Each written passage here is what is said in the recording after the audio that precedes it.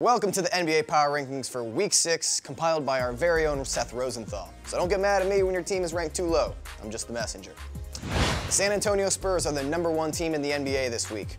David Stern fined the club $250,000 after Greg Popovich rested Tim Duncan, Manu Ginobili, Tony Parker, and Danny Green against the Heat.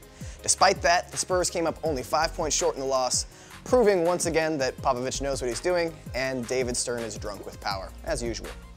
And Coach Pop was right. By resting his stars, the Spurs beat the Grizzlies 2 nights later in overtime. The Spurs and Grizz will be battling out all season in the Southwest Division, but for now, Memphis drops a spot to #2. They had won 4 in a row before the loss. At #5, we've got the Brooklyn Nets. They blew a double-digit lead against the Heat, but won 5 in a row before that to move up 2 spots in the rankings. Their defense has stepped up, and some hard-fought wins, literally, against the Celtics and against the Knicks have them up near the top of the Eastern Conference with New York and #4 Miami.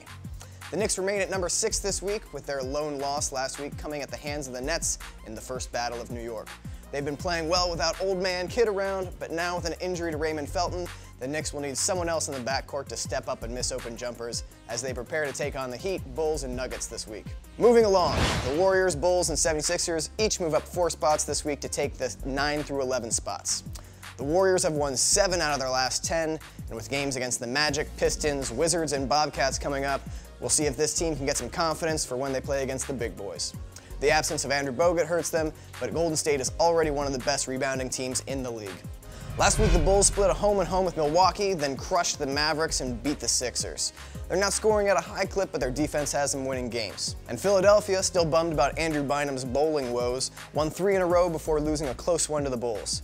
Drew Holiday and Evan Turner may be unproven, but so far the young stars are keeping Philly in the playoff hunt. Let's move to #15 and pick on the Lakers.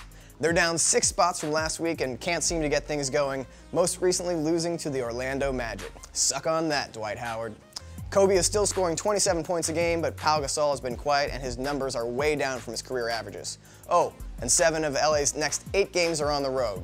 Time to put on the big boy pants.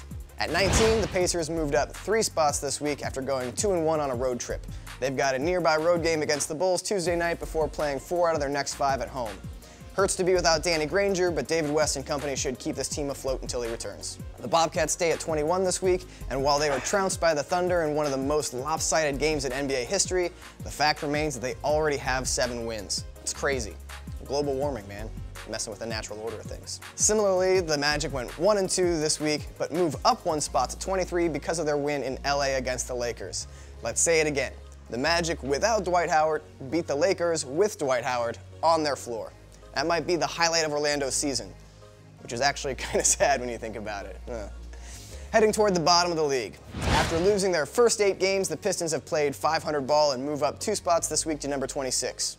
The Kings have dropped 4 out of their last 5 to fall 4 spots to #29. And finally, the Wizards stay put at 30 despite winning their first game of the season versus Portland. Nice work, boys. So that's it for this week's NBA Power Rankings. Who's too high? Who's too low? Let us know in the comments. Subscribe to SB Nation for more on the NBA. See you soon.